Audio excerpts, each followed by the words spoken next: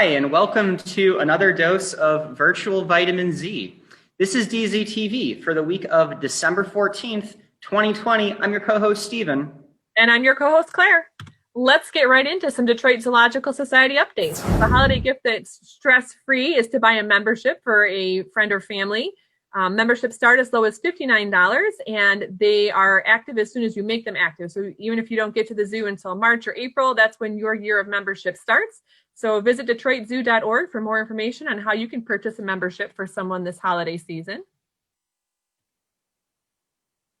If rather than a zoo membership, you're thinking of something a little bit more tangible, you can also visit our Zoofari Market virtually by going to the URL at the bottom of the page, and you can check out all of the things they have to offer. There's quite a selection. I was browsing the site a couple days ago and noticed some new items up there, some upcycled items, things like that. So definitely check it out. You might be surprised at what you can find there. And as many of you may remember, back on December 1st, which is traditionally called Giving Tuesday, well, we called it Giving Zoo Day. And just a reminder that every day is Giving Zoo Day. This year especially, we look out for the support from our community to make sure that we continue making all the great things happen here at the zoo: conservation, animal welfare, sustainability, and humane education. So this year, remember that every day is Giving Zoo Day. And visit DetroitZoo.org for more information about how you can either make a gift or make a gift in someone's honor. And at the same time, we do want to say thank you to everybody who has already given or already purchased a gift from the virtual Zoofari Market, or a gift membership, or attended wildlife. We really, really appreciate all of the community's support this year especially. So thank you so much if you're somebody who has already given. We really appreciate it. Absolutely. You've all given us a lot of support through this trying year, and we can't wait to see you at the zoo soon.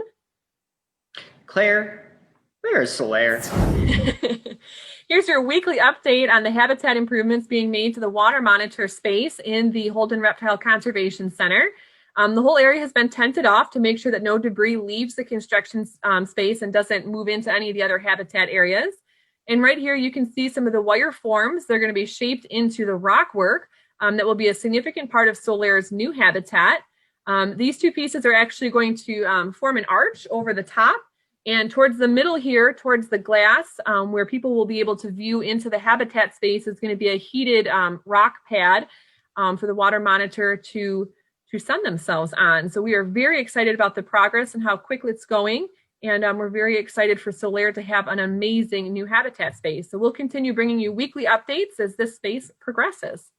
One of the interesting things to think about, especially as Claire's talking about some of the different features, is the idea that our animal care and animal welfare staff really do their best to empathize with the animals, to think about not what I would want as a human in a habitat, but knowing what we know about these species, what in this case a water monitor would want. So for example, that heated sunning spot, really important for a cold-blooded animal. So it's just really cool to see all of the thought that goes into it and to see it culminate in this really neat project. I'll be honest, Stephen, through most of the winter, I think I'd like a heated rock too, but that's just me. All right, so we this month are celebrating the best of virtual vitamin Z, and that goes not just for our educational lessons, but also for our animal live cam footage. So here is another best of animal live cam plays of the week. Enjoy.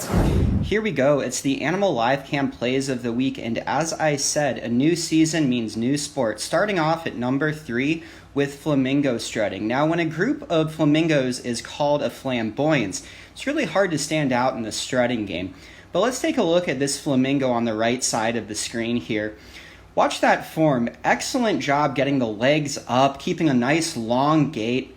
Doesn't seem to be getting a lot of response from the rest of the flamingos and the flamboyance, but take a look at this flamingo on the right. You'll have to wait for it, though. Be patient. Just wait for it. Wait for it. Wait for it. If that's not applause, I'm not sure what is. Moving on to number 2. Number 2 is Wolverine tree climbing. Wolverines are excellent tree climbers, and Yarrow and Janice, who live at the Detroit Zoo, are no exceptions. Let's see what they do. I think we might have the wrong footage here. This looks like a really relaxing afternoon nap, but this isn't tree climbing. Let's move on to an alternate number 2. Alternate number 2 is prairie dog jump yipping. Now, to set this up a little bit, prairie dogs do what's called a jump yip to check in with the group and sometimes to signal alarms. And it's a really important skill for these pups to learn. Let's take a look at the top right there and the bottom. Slow that down a little bit. Start back up with the top. Look at the prairie dog pup here. Excellent form, gets the back arched. And if you look down a little bit lower, you can see he gets the response from the other pup. Doesn't seem to be a lot of response from the adults immediately, but take a look at the bottom center of the screen. They got one of the adults to run straight into the burrow. Excellent job. That means they did it really well. Let's slow that one down too. Great form on the part of the adult as well, getting straight into the burrow with no delay. Excellent job all around here. Before we move on to number 1, though, let's check in with the Belle Isle Trail Camera for the honorable mentions. First of all, you know her, you love her. She's one of the Belle Isle Fox kits. Looks like she has an egg in her mouth and is learning to fend for herself, which is great news. Next up is another round of Guess Whose Tail. Is that a groundhog tail? Is that a woodchuck tail? Actually, it's both. And finally, for you baseball fans out there, we have a Belle Isle Blue Jay and then also a Belle Isle Baltimore Oriole. No sign of a tiger yet, but we will keep you posted. Finally, moving on to number 1. Number 1 is Piping Plover Chick Sprinting. Now, this is a very new group of contenders. They just hatched about a week ago. Take a look at the contender on the top left. She is going to get a little distracted at the start of this race. Not sure what's going on there, but she recognizes that she's behind. And look what she does. Goes straight across the water dish to make up that space and end up in the lead. And that's just fantastic form. That's something that you don't learn. That's something you're born with or you're not. In fact, that's so amazing that let's break it down a little bit more and look at that moment when she realizes what she has to do. Right here, she sees that she is not going to win this race if she goes around the water dish. And the shortest distance between 2 points is a straight line, no matter where that takes you. Excellent form. Now, these chicks are going to be going up north to the Lake Michigan shoreline pretty soon. And I'll be honest, Claire, I'm really excited to see what this chick in particular does with the time up there. All right, now I'll be continuing on with this week's feature story on the Solar Pavilion. If you visited the Detroit Zoo recently and spent any time in that grassy area near the red panda habitat, you may have noticed a fence up and wondered, I wonder what they're building there.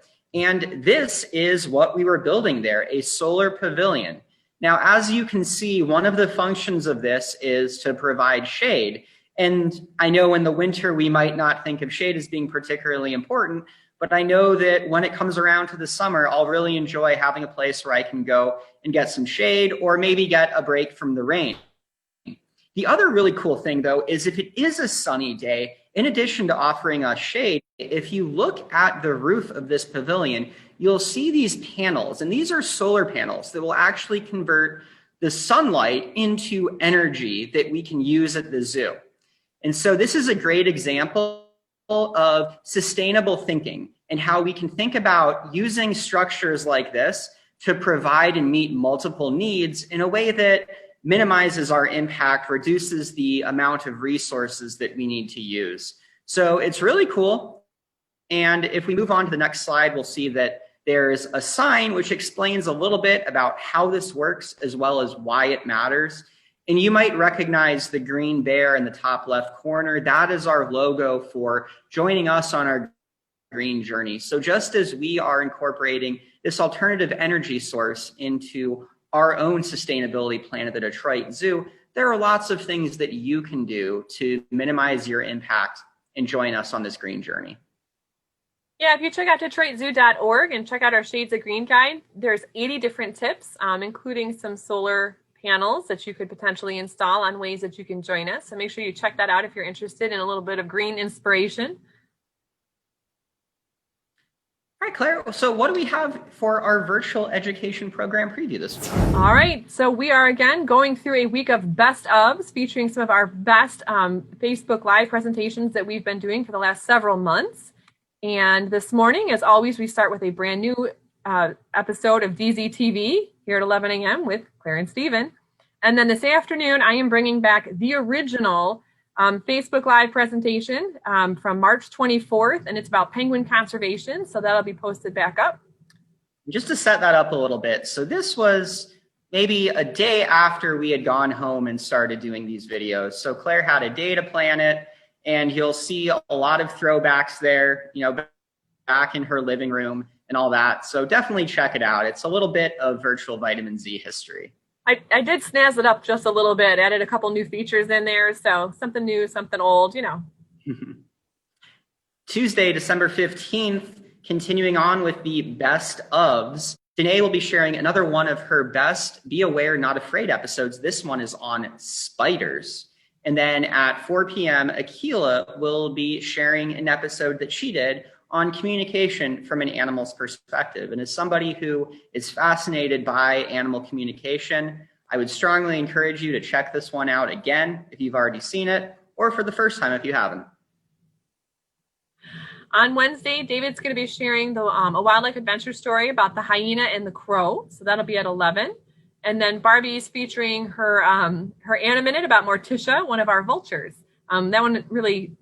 I thought that one was really great. Vultures are such an important part of the ecosystem, and this was great to learn a little bit more about one of the vultures who's here in our care. So check that one out at 4 p.m. on Wednesday. Thursday, December 17th at 11 a.m., Sandy will be sharing a virtual habitat chat with the 3 grizzly bears, Mike, Boo, and Thor, who live at the Detroit Zoo.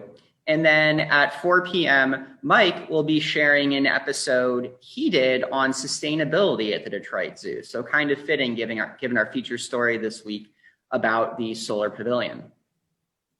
And wrapping up Friday, Zara's going to refeature peafowl, talking about the peacocks and peahens who live here on the zoo's grounds. And then Brad's going to wrap up the week with sandhill cranes and Animal Help Now. So you can learn a little bit more about the sandhill cranes with Brad. And then as a reminder, our virtual learning labs are live, and we're continuing to add labs to those. And this is something that's applicable whether you're a formal educator, like a K-12 teacher, maybe you're a homeschooler, maybe you're just somebody who's interested in learning a little bit more in depth than we can through this, through this virtual vitamin Z format. There are options for all of you all, whether it's a synchronous or live program or an asynchronous or on-demand program like the Wolves on Isle of Royal website. Definitely check them out. Really interesting information. We are starting to fill up. So if you know a teacher, have them contact us sooner than later so we can get them on the schedule. All right, let's get a flashback to our best weather reports. How's the weather out there today? It's an amazing, wonderful, sunshiny day. So make sure you're safe. First, make sure you got your UV protective clothing. Next, make sure you put that sunscreen on. And don't forget, you got to take care of those peepers. Make sure you have some great sunglasses. And lastly, a hat with a brim. Now you're ready to go enjoy that sunshine. Thank you for that timely weather report. And thank you all for joining us today. As always, stay healthy, Detroit.